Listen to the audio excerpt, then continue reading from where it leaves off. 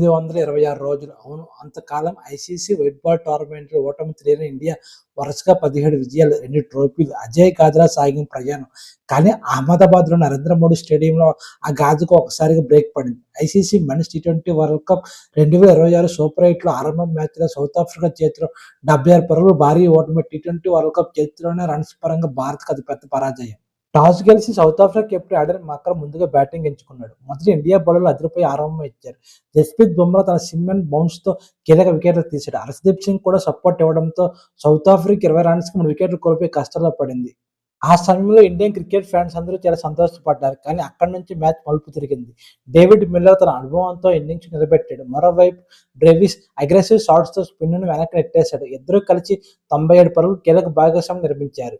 మధ్య ఓవర్లు ఇండియా బౌలర్లు లైన్ లెంత్ కంట్రోల్ చేయలేకపోయారు. స్పిన్నర్లు బ్యాట్స్మెన్పై ఒత్తిడి సృష్టించలేకపోయారు. బుమ్రా మాత్రం 3 వికెట్లతో మెరిసిన మిగతా బౌలర్ల నుంచి కట్టుదిట్టమైన స్పెల్స్ రాలేదు. డెత్ ఓవర్స్లో మరింత నియంత్రణ కోల్పోయారు. చివరిలో స్టబ్స్ భారీ షాట్లు కొట్టడంతో సౌత్ ఆఫ్రికా 20 ఓవర్లు 7 వికెట్లు కోల్పోయి 187 రన్స్ భారీ స్కోర్ చేసింది. బుమ్రా 4 ఓవర్లలో 15 రన్స్ ఇచ్చి 3 వికెట్లు తీసుకోగా, మరో పేసర్ హర్షదీప్ సింగ్ 4 ఓవర్లలో 28 రన్స్ ఇచ్చి 2 వికెట్లు తీసుకున్నాడు.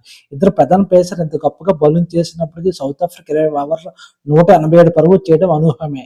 బుమ్రా మరియు హర్షదీప్ ఇద్దరూ కలిపి 8 ఓవర్లలో 43 పరుగులు 10 వికెట్లు పడగొట్టగా, మిగతా బౌలర్లు అందరూ కలిపి 12 ఓవర్లలో 145 పరుగులు సమర్పించుకుని 2 వికెట్లు మాత్రం తీయగలిగారు. గ్రూప్ స్టేజ్లో బాగా బౌలింగ్ చేసి వరుణ్ చక్రవర్తి ఈ మ్యాచ్లో 4 ఓవర్లలో 47 పరుగులు ఇచ్చి కేవలం 1 వికెట్ మాత్రం తీయగలిగాడు. ఇండియా బౌలర్లో జస్ప్రీత్ బుమ్రా 3 వికెట్లు, హర్షదీప్ సింగ్ 2 వికెట్లు, వరుణ్ చక్రవర్తి మరియు శివం దుబే 1 వికెట్ తీసుకున్నారు. సౌత్ ఆఫ్రికా బ్యాట్స్మెన్స్ బ్రెవిస్ 45 పరుగులు, డేవిడ్ మిల్లర్ 63 పరుగులు, స్టబ్స్ 44 పరుగులు చేశారు. 188 పరుగుల లక్ష్యంతో బరిలో దిగిన ఇండియా ఆరంభంలోనే షాక్ తగ్గింది. మొదటి ఓవర్లో ఇషాన్ కిషన్ డకౌట్ కాగా, వెంటనే తిలక్ వర్మ, అభిషేక్ శర్మ వికెట్లు కోల్పోయి 26 పరుగులకు 3 వికెట్లు కోల్పోయి కష్టాల్లో పడింది. మ్యాక్రూ జాన్సన్ సీమ్ బౌన్స్‌తో టాప్ ఆర్డర్‌ను కుదిపేశాడు. స్కోర్ 44కి 4 వికెట్లు 51 పరుగులకు 5 వికెట్లుగా మారింది. మధ్య ఓవర్స్‌లో భాగస్వామ్యం ఆశ్రమైన సమయంలో కార్బన్ బోస్ కీలక వికెట్లు తీశాడు. ఇక స్పిన్ దాడిలో కేశవ్ మహారాజ్ ఒకే ఓవర్లో 3 వికెట్లు తీసి ఇండియాకి చావు దెబ్బ కొట్టాడు. ఒకవైపు వికెట్లు పడుతుండగా శివం దుబే మాత్రం కొంతసేపు పోరాడాడు. కానీ మరో ఎండ్ నుంచి మద్దతు లేకపోవడంతో అతని ఇన్నింగ్స్ కూడా ప్రయోజనం లేకుండా పోయింది. చివరికి ఇండియా 18.5 ఓవర్లలో 111 పరుగులకు ఆలౌట్ అయింది. సౌత్ ఆఫ్రికా 76 పరుగులు భారీ తేడాతో విజయం సాధించగా, David Miller player of the match award గెలుచుకున్నాడు. ఈ ఓటమి కేవలం స్కోర్ పరంగా మాత్రమే కాదు, ఊహాత్మకంగా కూడా గట్టి హెచ్చరిక.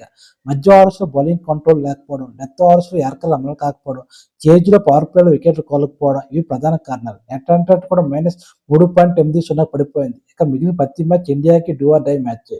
టీ20 వరల్డ్ కప్లో సెమీఫైనల్కి వెళ్లాలంటే సూపర్ 8లో మిగిలిన 2 మ్యాచ్లు టీమిండియా తప్పనిసరిగా గెలవాల్సి ఉంది.